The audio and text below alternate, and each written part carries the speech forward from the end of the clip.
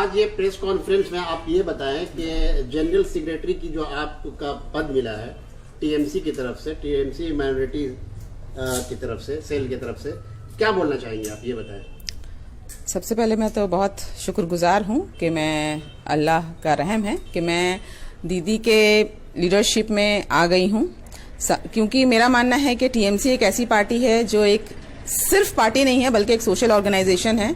यहाँ पर मैं चूंकि एक सोशल एक्टिविस्ट रह चुकी हूँ, मैं 5 साल से सोशल एक्टिविटी में हूँ, तो मुझे ये पार्टी बहुत अच्छा लगा और मुझे लगा कि शायद जो मेरा जो समाज का जो काम है वो मैं दीदी के अंडर में और ज़्यादा बेहतर वे में कर पाऊंगी, स्पेशली माइनॉरिटीज़ के लिए।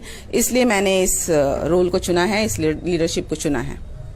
मैम, आप तृणमूल कांग्रेस माइनॉरिटी सेल की जनरल सेक्रेटरी बनाई गई हैं, तो आने वाले वक्त में आपका क्या एक्शन प्लान रहेगा, खास तौर पर माइनॉरिटीज़ के लिए? आप क्या स्टेप लेंगे उनके डेवलपमेंट के लिए? कुछ हमें, हमारे व्यूअर्स को बताएं। जी देखिए, माइनॉरिटीज के लिए तो कई ऐसे स्कीम हैं जो इस गवर्नमेंट ने दे रखा है, दीदी के क़यादत में बहुत कुछ है, लेकिन प्रॉब्लम यह है कि कई ऐसे लोग हैं जिनको बिल्कुल वो अवेयर नहीं है कि कई ऐसे लोन्स होते हैं, माइनॉरिटीज के लोन्स होते हैं, कई स्कीम्स होते हैं, कई स्कॉलरशिप्स होते हैं, लेकिन लोगों तक ये इन्फॉर्मेशन पहुंच नहीं पाता क्योंकि लोग बहुत सही से अवेयर नहीं हैं, एजुकेटेड नहीं हैं, स्पेशली माइनॉरिटीज में जो लोग हैं। तो मैं चाहूंगी कि मैं लोगों तक एक ब्रिज बनूं, मैं लोगों तक मैं पहुंचाऊं उनके स्कीम्स जो हैं, और बाकी जो है मैं एजुकेशन के क्षेत्र पर बहुत ज्यादा काम करना चाहूंगी, क्योंकि चूंकि मैं एक टीचर भी हूं, तो एज एजुकेटेड पर्सन मैं चाहूंगी कि हमारे माइनॉरिटीज के जितने भी लोग हैं, जितने भी बच्चे हैं, उनके एजुकेशन पर, चूंकि एजुकेशन तो है ही, फ्री एजुकेशन तो सरकार ने दे ही रखा है, लेकिन फिर भी अवेयरनेस की बहुत ज्यादा कमी है, ड्रॉप आउट्स बहुत ज्यादा हैं स्कूलों में। तो मैं चाहूंगी कि लोगों के बीच में मैं एक ब्रिज के जैसा काम करूं, ताकि लोगों के घर घर तक मैं जाकर उनको अवेयरनेस फैला सकूं। मैं पहले भी ये काम कर चुकी हूं, लेकिन ऑब्वियसली अब एक मेरे सर पर एक जिम्मेदारी है, तो अब मैं जिम्मेदारी के साथ ये चीज को निभाना चाहूंगी। जी, ममता बनर्जी को आप कहती है कि आप बहुत बड़ी लीडर, क्या काम ममता बनर्जी को पसंद आया, उसके बाद आपने ये कदम लिया? जी, सबसे बड़ा काम ये है कि ममता बनर्जी ने महिलाओं को, स्पेशली बच्चियों को जो एक सम्मान दिया है वो हमसे छुपा नहीं है। हम जानते हैं कि किस तरह से कन्याश्री जो है सिर्फ नेशनल नहीं बल्कि इंटरनेशनल पॉपुलैरिटी गेन कर चुकी है। तो वहीं से मैं बहुत ज्यादा एक कह सकते हैं दीदी की मैं तब से फैन हो गई, क्योंकि बच्चियों का जो एजुकेशन था, ड्रॉप आउट, मैं तो स्कूल में 10 साल से पढ़ा रही हूँ, मैंने देखा भी है सरकारी स्कूलों में किस तरह से बच्चियों का ड्रॉप आउट रेट्स बहुत ज्यादा रहा था।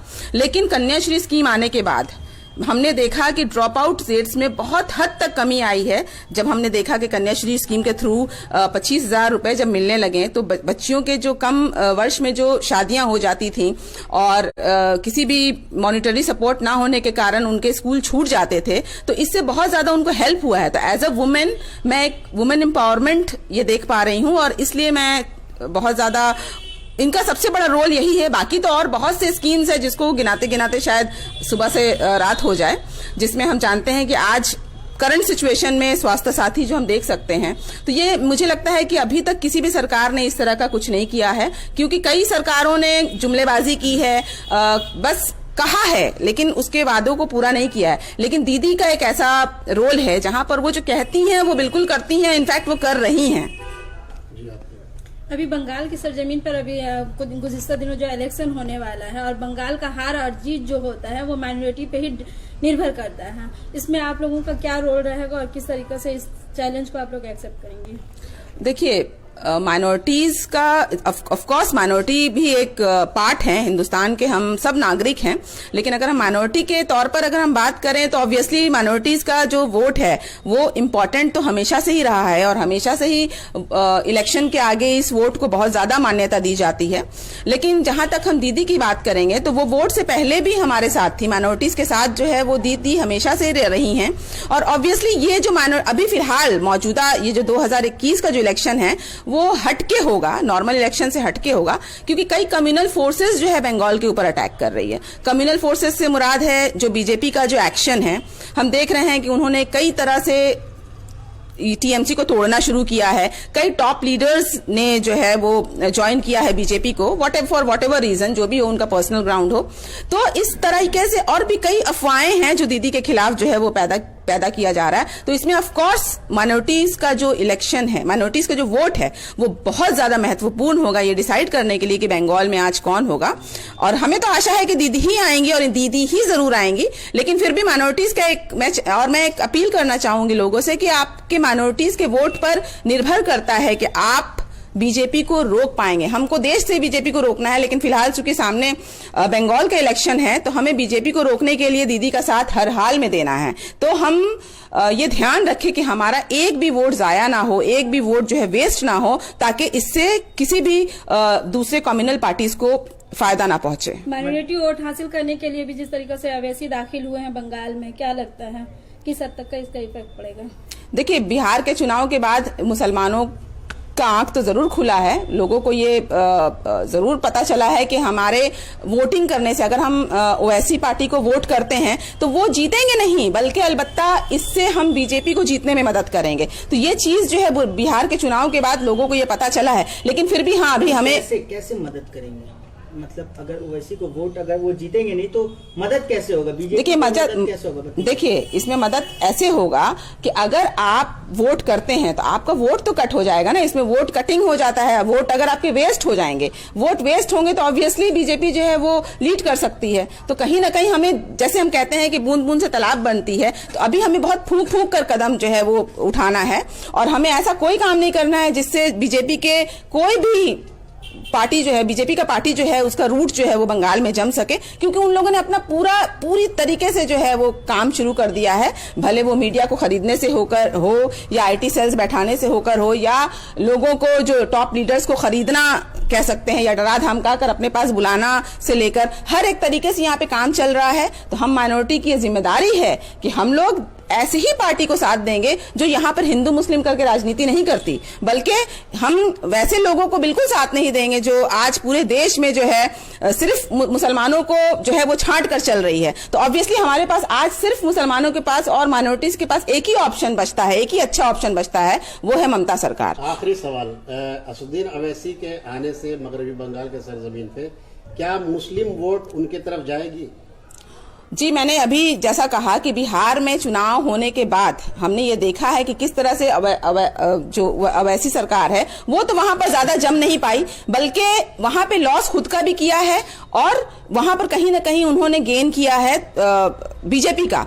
तो हम कहीं ना कहीं संदेह से जरूर देख रहे हैं कि कहीं ये अवैसी प्लान बी तो नहीं बीजेपी का, क्योंकि बीजेपी कुछ भी कर सकती है सत्ते में आने के लिए। तो हमें हर एक फोर्सेस को रोकना है जिससे बीजेपी को हेल्प हो सके। तो मैं लोगों से यही अपील करूंगी कि आप लोगों को अच्छा लगे ना लगे जो भी हो, लेकिन आपको ममता सरकार का साथ देना है। इसलिए नहीं कि आपको दीदी को लाना है, आपको इसलिए क्योंकि आपको बीजेपी को रोकना है। हर हाल में हमें बीजेपी को रोकना है, तो हमें दीदी का साथ हर हाल में देना है। मैडम, वन लास्ट क्वेश्चन, ठीक है? जिस तरीके से 70 साल के बाद, आज़ादी के बाद माइनॉरिटीज़ को लेकर के तमाम जो सियासी पार्टी हैं, कहा जाता है कि माइनॉरिटीज़ बस सिर्फ एक वोट बैंक है।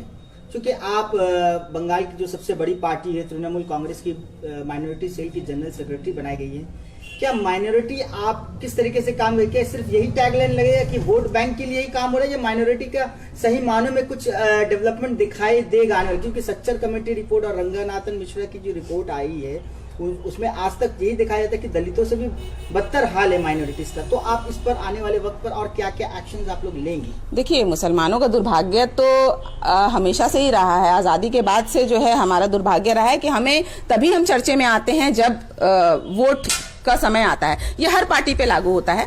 लेकिन अगर हम तुलना करें तो दीदी के सरकार में मुसलमानों के लिए काफी कुछ डेवलपमेंट किया गया है। मुसलमानों का सबसे बड़ा जो आज के डेट में मुसलमानों की सुरक्षा है को लेकर जो बात हो रही है, मुझे लगता है कि हम दीदी के लीडरशिप में, दीदी के अंडर में सबसे ज्यादा सुरक्षित है मुसलमान। क्योंकि हम हर जगह अगर आप एग्जाम्पल देखें तो आज पूरे देश में कहीं भी औरतें जो है वो सुरक्षित नहीं है, कहीं भी जो मुसलमान है वो सुरक्षित नहीं है। लिंचिंग के कई केसेस जो है आज 2014 से जो है बराबर चले आ रहे हैं, एक बंगाल को छोड़कर। एक बंगाल एक ऐसा स्टेट है जहां पर कोई भी लिंचिंग के केसेस नहीं आए हैं, स्पेशली माइनॉरिटीज को लेकर।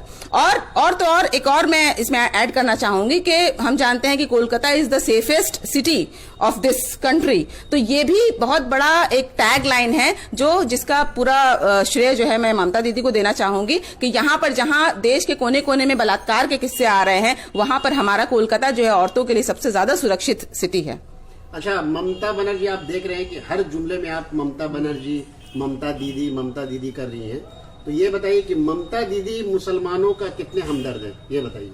देखिए, मुसलमानों की हमदर्द अगर हम कंपेयर करें तो ऑफ कोर्स वो हैं, क्योंकि यहाँ पर हम हिंदू मुसलमान करके क्यों बात करते हैं। यहाँ पर हम देखेंगे कि एज अ नागरिक वो कितनी ज्यादा हमदर्द हैं। तो यहाँ पर हम ये देखेंगे कि सबका डेवलपमेंट हो, सबका साथ हो, सबका विकास हो। तो यहाँ पर अगर हम तुलना करके देखें तो ममता बनर्जी ने सबका विकास किया है। हम अगर कन्याश्री की बात करें तो कन्याश्री में कोई मुसलमान और हिंदू की बात नहीं आती। अगर हम स्वास्थ्य साथी की बात करें तो यहाँ पर कोई सिर्फ मुसलमान या हिंदू को नहीं दिया जा रहा है। इनफैक्ट ममता बनर्जी सबके लिए काम कर रही हैं, और हम एज अ माइनॉरिटी भी हम चाहेंगे कि वो सबका साथ दें। लेकिन अगर हम दूसरे पार्टी की बात करें, अगर हम बीजेपी पार्टी की बात करें, तो वो लोग मुसलमान को माइनस करके चल रहे हैं। तो ऑब्वियसली हमारे लिए यही अच्छा होगा कि हम ऐसे पार्टी को चुने जो हिंदू मुसलमान करके ना चल रहा हो, बल्कि सबका विकास करे। एक आखिरी सवाल, कैलाश विजयवर्गीय ने कहा है कि अगर हम चाहें तो सरकार गिरा सकते हैं। देखिए, बोलने में तो कुछ भी नहीं जाता है। अगर हम बिहार को एक एग्जाम्पल को हम हटा दें और हम पिछला एग्जाम्पल लें तो झारखंड में वो गिरे, वो दिल्ली में गिरे, वो राजस्थान में गिरे, और इंशाल्लाह अब वो बंगाल में भी गिरेंगे। और बिहार का चुनाव भी उन्होंने किस तरह से जीता वो हम जानते हैं, किस तरह से ओवैसी ने जो है काम बिगाड़ दिया। तो इन सारी चीजों को छोड़िए, हमें पूरा यकीन है कि बंगाल में सिर्फ ममता दीदी ही आएंगी अगर ईवीएम हैक ना हो तो। मैडम, लेकिन जो कहा जाता है कि वोट जो है, वोटर्स वोट दे रही है ममता बनर्जी के नाम पर, लेकिन अब इलेक्शन जीतने के बाद अगर जो पार्टी से जो लीडर स्विच कर जा रहे हैं तो एक तरह से तो वोटर्स के साथ धोखा हो रहा है। इस पर आप लोग क्या कहना चाहेंगे? देखिए, पार्टी क्या स्टैंड लेगी? ये एक बहुत बड़ा सवाल किया आपने। मैं सोच ही रही थी कि इस तरह का एक कड़ा रूल होना चाहिए कि जिस पार्टी का चेहरा देखकर, जिस पार्टी का भी चेहरा देखकर लोग वोट करते हैं और 1-2 साल में वो उनको फायदा पहुंचने के बाद वो दूसरे पार्टी में चले जाते हैं, तो ऐसा कोई कड़ा नियम आना चाहिए कि आप 5 साल तक जिस पार्टी से जीते हैं उस पार्टी को स्विच आप नहीं कर सकते। लेकिन कहीं ना कहीं ये कानून में ही कमी है, इसको देखना चाहिए। और बाकी ऐसे लोग दोगले होते हैं, क्योंकि यहाँ पर वोट जो है वो उनको इंडिविजुअल नाम पर नहीं मिला है। उनको जो वोट मिला था वो सिर्फ दीदी का चेहरा देखकर मिला था। तो आज उनकी जो भी शख्सियत है वो सिर्फ दीदी के वजह से थी और दीदी की वजह से है। दूसरे पार्टी में जाने के बाद उनका क्या होगा वो खुद सोचेंगे, लेकिन आज उनकी पहचान सिर्फ दीदी की वजह से है। तो दीदी को उन्होंने एक तरह से धोखा दिया है, तो आम जनता को भी वो इसी तरह से छल करेंगे और धोखा देंगे। कल को एक और थर्ड पार्टी आ जाएगी जो और ज्यादा उनको स्कोप मिलेगा, तो वहां भी चले जाएंगे। तो ऐसे धोखेबाज लोगों से जनता को बचना चाहिए। आने वाले समय में वो जिस भी पार्टी में जाए, कभी भी ऐसे लोगों को वोट नहीं दीजिए जो लोग स्विच करने की आदी हों। माइनॉरिटी की क्या सबसे बड़ी नेता दीदी को माना जा सकता है? जी बिल्कुल, माइनॉरिटी के वो उनको सिर्फ माइनॉरिटी का नहीं, हम कह सकते हैं जनता के कि वो बहुत बड़ी नेत्री हैं, क्योंकि हम उनको ग्राउंड लेवल में देखे हैं। आज कोरोना में सबकी असलियत सामने आ गई। आज कोरोना के वक्त में जब कोई भी हमारे साथ नहीं था तो दीदी हमारे साथ थी। दीदी रस्तों पर थी, इतने वृद्ध अवस्था में भी वो रस्तों पर थी। उनको अपने जान का कोई डर नहीं था। अगर वो चाहती तो घरों से बैठकर कॉन्फ्रेंस करके वो कर सकती थी, लेकिन फिर भी वो रास्ते जाकर लोगों का जो उन्होंने हेल्प किया है। तो हम यहाँ पर एग्जाम्पल देख सकते हैं, कथनी और करनी में फर्क होता है। तो बीजेपी पार्टी जो है वो कथनी पार्टी है और दीदी जो है वो करनी पार्टी है। ये तो हम लोगों ने कोरोना के समय में ही देख लिया है। बहुत बहुत शुक्रिया। जय हिंद, जय बांग्ला। जय हिंद, जय बांग्ला।